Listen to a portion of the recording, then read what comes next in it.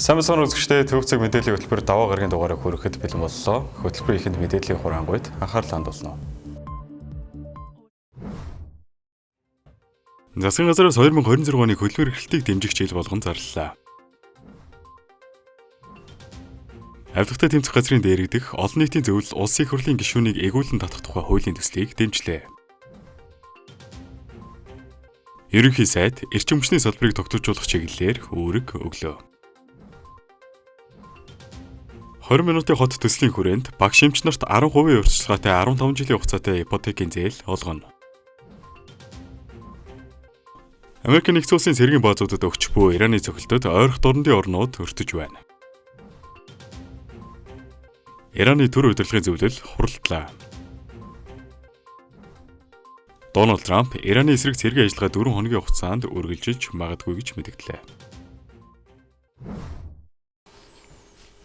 Эхний мэдээг хүргэе. Хувьсан өөрчлөгдөх хөтөлбөр үндэсний форум өнөөдөр зохион байгуулагдлаа.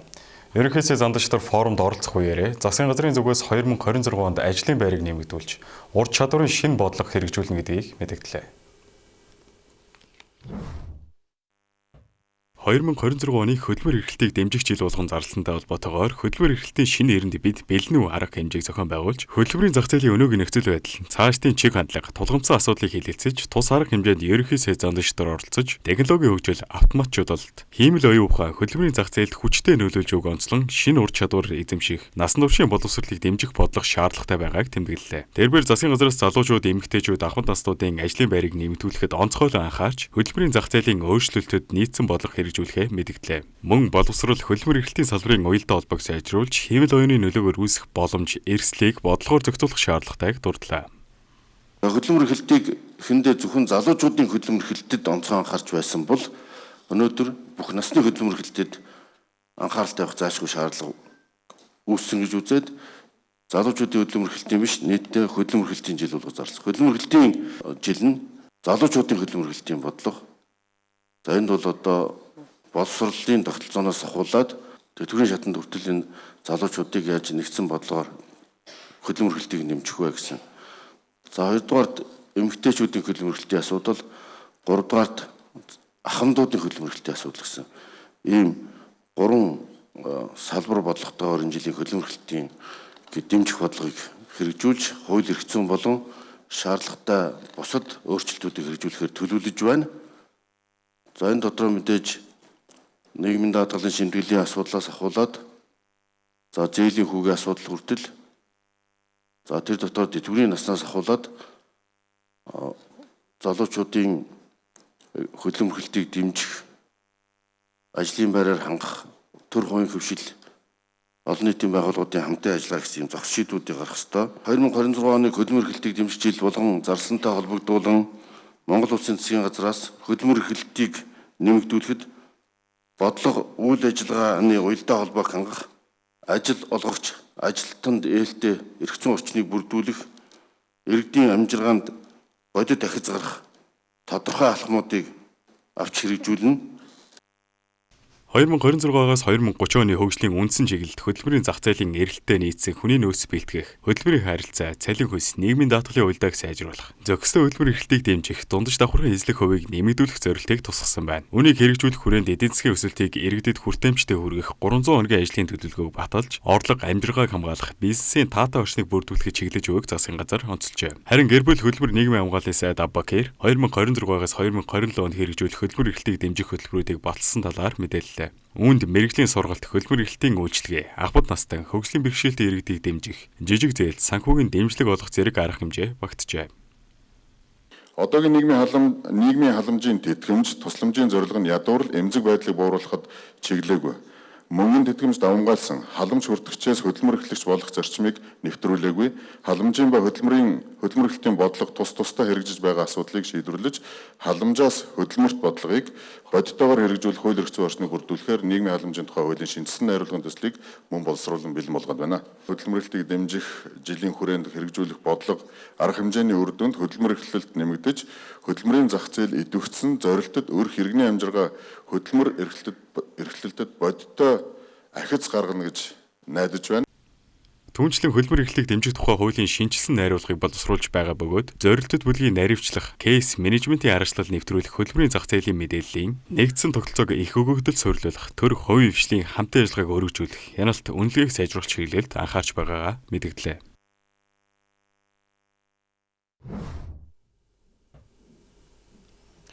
Өнөөдөр авдагтай тэмцэх газрын дэргэдэх олон нийтийн зөвлөл ерөнхийлөгчийн санаачилсан улсын хурлын гишүүнийг эгүүлэн татах тухай хуулийн төслийг дэмжиж байгаа мэдгдлээ. Тус зөвлөлөөс зохион байгуулсан хэвлэлийн хурлын үеэр уг хуулийн төсөл нь төрийн өндөр албан тушаалтанд хариуцлага тооцох эрх зүйн механизмыг бүрдүүлэхэд чухал ач холбогдолтой гэж үзэж байгаагаа илэрхийллээ. Олон нийтийн зөвлөлийн дарга Ганбаат Монгол улсад парламентын гишүүнийг эгүүлэн татах эрх зүйн зохицуул тодорхойгүй байсаар ирснийг онцолж, үндсэн хуулийн үзэл баримталд нийцүүлэн энэ асуудлыг хуульчлах шаардлагатай гэж мэдгдсэн юм. Монгол улсын ард түмэн 34 жил хүлээсэн нэг хууль байгаамаа. Энэ бол гарцаа авахгүй энэ хууль. Энэ хуулийг одоо өнгөрсөн 34 жилийн хугацаанд батлуулахын төлөө удаа дараа оролдлогууд хийгдэж байсан. Тэгэл бүр тэр байтугай 1992 оны үндсэн хууль, 2019 оны үндсэн хуулийн нэмэлт өөрчлөлтөд энэ үзэл санаа улсын хурлын гишүүнийг эргүүлэн татах, хариуцлага тооцох асуудал бол тусгагдаж ирсэн боловч өнөөдрийн хүртэл энэ хуулийн зохицуулалтгүй нийгмийн хариуцлага алдсан байдалтай. Ард түмний өчнөө одоо хүлээлтийг үүсгэсэн байдалтай байгаамаа. Тэгээд одоо энэ хуулийг ингээ Монгол улсын ерөнхийлөг санаачилж өргөн дэвшүүлж байгаад бид бол одоо хуулийн талархалтай хүлээн авч байна. Мөн зөвлөлийн гишүүдийн зүгээс улсын хурлын гишүүдийн халдшгүй байдал бүрэн эрхийн зохицуулалт нь хариуцлагын тогтолцоог сулруулж байгаа талаар байр сууриа илэрхийлж, хууль батлагдсанаар төрийн албан тушаалтны ёс зүй хариуцлагын стандарт сайжрах боломжтой гэж үзэж байгаагаа дахин дурдлаа.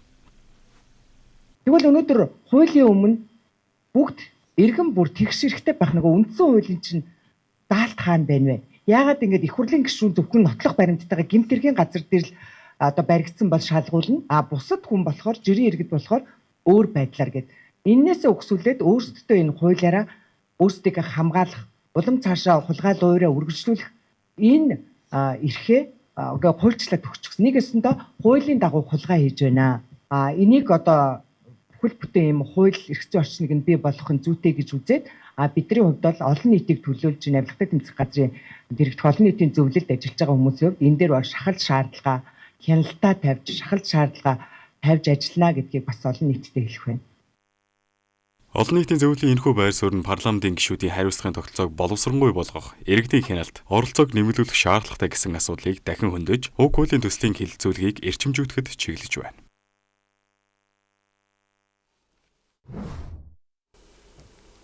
Монгол улсын ерөнхий сайд зандагчдаар эрчим хүчний салбарын өнөөгийн нөхцөл байдал болон тулгымцсан асуудлын талаар холбогдох яамдын удирдлагуудтай уулзаж, салбарыг тогтворжуулах багц үүрэг даалгавар өглөө.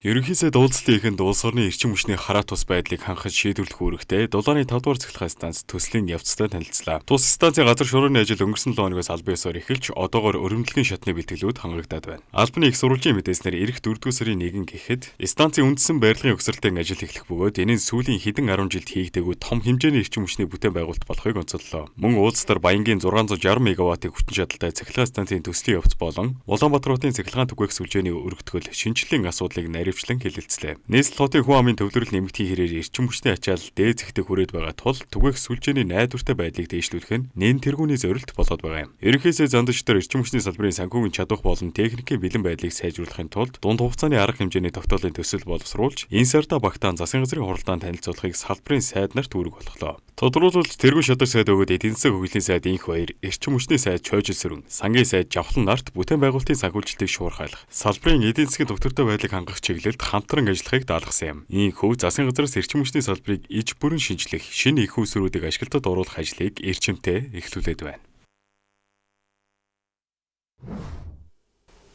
Нийслэл Улаанбаатар хотын төвжирлийг бууруулах, төвлөрлийг сааруулах зорилготой 20 минутын хот төслийн анхны жишээг селф-дид төвдөр хэрэгжиж эхэлсэн. Тус бүс нутагт амьдрах иргэдэд зориулсан тусгай нөхцөлтэй нийслэлийн ипотекийн бүтээгдэхүүнийг зах зээлд гаргахаар болжээ.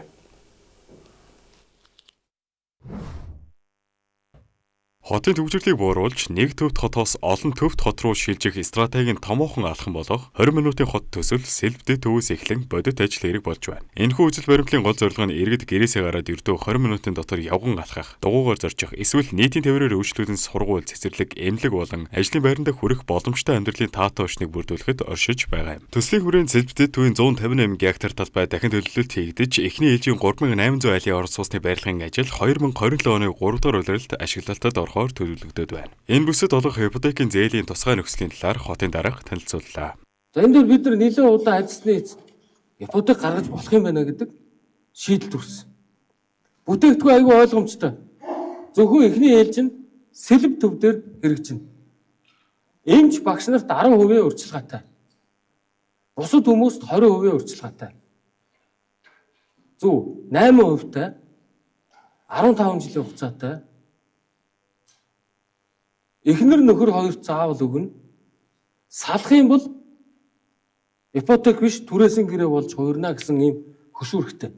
20 минутын хот төсөл хэрэгжснээр зөвхөн орон сууц барай зогсохгүй олон улсын стандартад нийцсэн сургууль, цэцэрлэгийн цогцлбор, ногоон байгууламж болон инженерийн иж бүрэн дэд үтсийг хамтан шийдэх юм. Ингэснээр иргэд заавал автомашин ашиглан хотын төв рүү явах шаардлагагүй болж автозамын төвчрөл болон агаарын бохирлыг бууруулахад жинтэй хувь нэмэр оруулна гэж албаныхан үзэж байна. Цаашид энэхүү 20 минутын хот жишгийг Баян хошуу, Шархад зэрэг бусад дэд төвүүдэд шат дараатай нэвтрүүлэхээр төлөвлөжээ. Ойрхон тонодод үүсэт буй нөхцөл байдалтай холбогдуулан гадаад харилцааны яамнаас мэдээлэл хийлээ. Одоогийн байдлаар Израиль улсад манай улсын 40 орчим иргэн оршин сууж байгаа бөгөөд тэдгээр иргэдээс их орондоо буцах хүсэлт болон халлаад өртсөн тохиолдол бүртгэдэггүй байна. Анкара хот дахь элчин сайдын яамнаас иргэдтэйгээ байнгын холбоотой байж аюулгүй байдлын зөвлөмж өгч байгаа юм а. Хэрв нөхцөл байдал хүндэрч иргэд нутаг буцах хүсэлт гаргавал өмнөх жишгийн дагуу Египт улсаар дамжуулан татан авах ажиллагааг зохион байгуулахад бэлэн байгааг албаныхан мэдгдлээ. Дашам дуртахад ойрхон торондын бүс нутагт манай улсын 281 иргэн байгаагаас Араб нэгдсэн Эмират улсад хамгийн олон буюу 80 иргэн оршин сууж байна. Харин Иран улсад бүртгэлтэй Монгол иргэн байхгүй байна. Ойрхон торондын бүс нутагт үүсэт буй хурцлмал байдлын улмаас Бахрейн улсад Miat компанийн нислэгийн багийн 14 гишүүн пуужингийн давталгаанд өртөх эрсдэлтэй нөхцөлд байна. Тус компани Филиппин, Бахрейн чиглэлд түрээсийн нислэг үйлдэж байсан бөгөөд 2026 оны 2 дугаар сарын 28-ны өдөр манай ажилтнуудын байрлаж байсан газраас ердөө 2 км-ийн зайд дэлбэрэлт болжээ. Аюулгүй байдлын хангах үүднээс нислэгийн багийнхныг хотоос яаралтай гаргаж анслагдсан арал дээрх резорт руу нүүлгэн шилжүүлсэн байна. Одоогийн байдлаар Бахрейн болон Катар улсууд агаарын хилээ хаасан тул иргэдэд шууд татан авах боломжгүй байгаа юм а. Miat компани гадаад хэргийн яамтай хамтран шуурхай штаб байгуулан ажиллаж байгаа ба агаарын хил нэгдмэгц иргэдэд их оронд нь авчирхаар төлөвлөж байна. Одоогоор манай иргэдийн амнаас эрүүл мэндэд аюул учраагүй нөхцөл байдлыг цаг алдалгүй хянаж байгааг албаныхан мэдээллээ. Дотоод болж өрнөсөн үйл явдлын мэдээллийг та бүхэнд хүргэлээ. Үргэлжлээд олон улсын мэдээнд анхаарлаа хандуулна.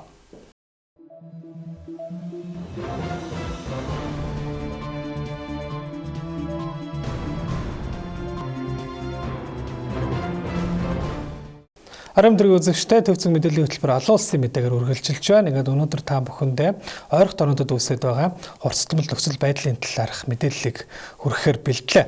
За орон нутгийн цагаар 2 дугаар сарын 28-ны өглөө буюу өнгөрсөн бям гарагт Америк нэгдсэн улсын Израилийн хамтарсан Ираны эсрэг цэргийн ажиллагааны үр дүнд Иран улсад хамгийн багадаа 200 хүн, за тэдний дотор 100 гаруй сурагч хүүхдүүд амь өргөдөж, за мөн түнчлэн тус улсын дээд удирдагч Аятолла Али Хаменей болон Ираны батлан хамгаалахын сайд Азиза Насирзадeh, зэвсэг түвшний ерөнхий штабын дарга дэслэгч генерал Абдул Рахим Мусави, за армийн ерөнхий командлагч Исламын усгалын харуулуудын корпусын тэргүүн Мохаммад Пакпур, батлан хамгаалах зөвлөлийн нарийн бичгийн дарга Али Шамханы зэрэг одоо өндөр албан тушаалтнууд амиа алдсан болохыг Ираны албаныхны зүгээс мэдээлж мөн одоо эмгэнэл илэрхийлээд байна.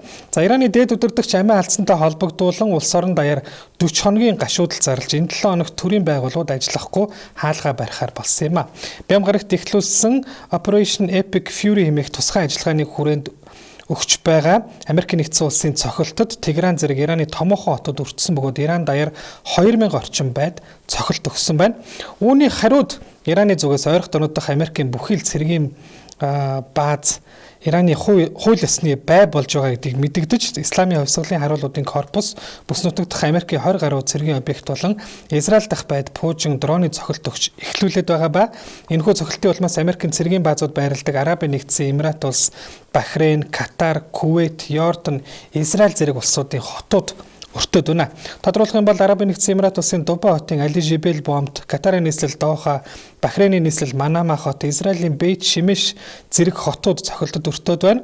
За ойрхон орнуудын бүс нутагт Америк нэгдсэн улсын 40 мянган гаруй цэргийн албан хаагч том жижиг 19 цэргийн баазд байрладаг. За Израилийн агаарын давталгаанаас хамгаалах системүүд Ираны пуужинг амдан устгаж байгаа ч тус улсад 9 хүн амир өгсөн талаар мөн мэдээлээд байна. За аюултай нөхцөл байдлын улмаас Персийн булангийн орнуудын олон нислэг цуслагдсанаар 20 мянга гаруй жуулчин Арабын нэгдсэн Эмират улсаас нисэх боломжгүй болж, за Абу Дабигийн соёл аялал жуулчлалын газар, Дубай хотын захиргаа, иргэний агаарын тээврийн ерөнхий газраас нисэх боломжгүй болсон бүх зочдын байрлах зочд буудлын төлбөрийг төлж нисэх буудалд байсан бүх үйлчлүүлэгчдийн байр хоолны зардлыг улсаас хариуцна гэдгийг мэдээллээ. За Америк Ираны хоорондох нөхцөл байдал хурцтаж эхэлсэнтэй холбогдуулан нэгдсэн үндэсний байгууллагын аюулгүй зөвлөл уг асуудлаар яаралтай оролдооныг зохион явуулж, нэгдсэн үндэсний байгууллагын ерөнхий дарамтчийн дарга Антонио Гутерриш зөрчилдөөнийг улам гааруулж нэмэгдүүлэхгүй байх, нэн даруй цэргийн ажиллагааг зогсоож бүс нутгийн доктортой байдлыг хадгалахыг уриаллаа. Нямгарагта Ираны төр удирдлагын зөвлөл 2 дахь албан ёсны хурлаа хийлээ.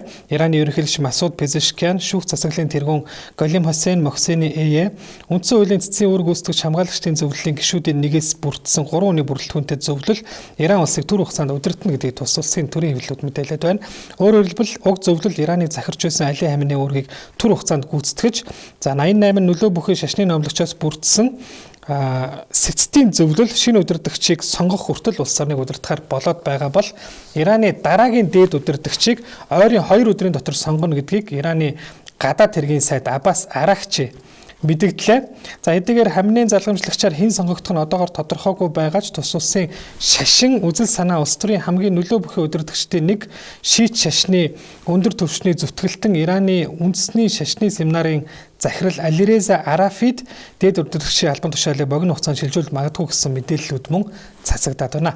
За Америк нэгдсэн улсын ерөнхийлөгч Дональд Трамп сүүлд хийсэн мэдэгдэлтэй урдаа тавьсан зорилтуудаа бүрэн биелүүлэх хүртэл Ираны эсрэг явуулж байгаа цэргийн ажиллагаа үргэлжлэн Америк нэгдсэн улс түншүүдтэйгээ хамтран дэлхийд дахинд урд өмнө харж байгааг хамгийн том, хамгийн нарийн төвөгтэй цэргийн ажиллагааг эхлүүллээ.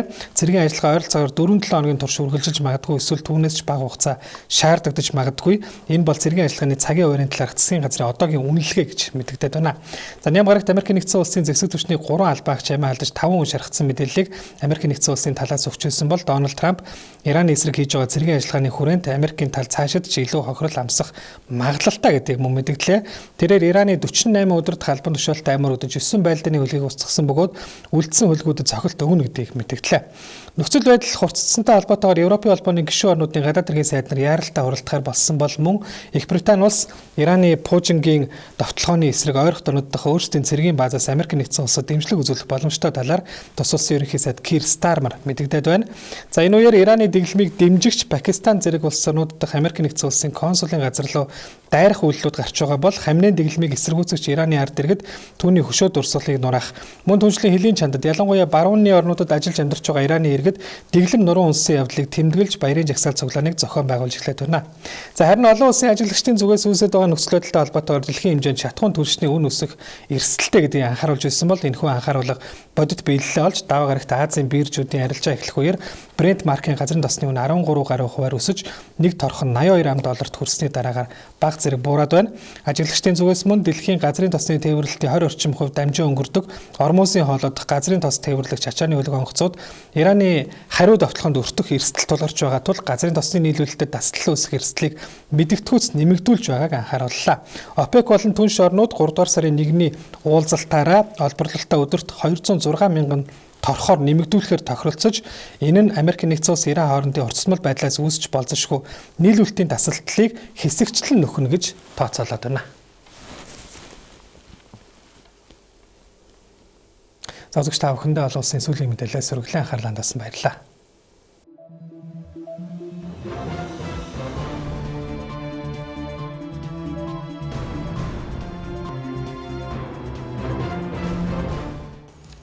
Төвцөг мэдээллийн хөтөлбөрийн даваа гарагийн дугаарыг та бүхэнд хүргэлээ. Анхаарлаа хандуулсанд баярлалаа. Баяр таа.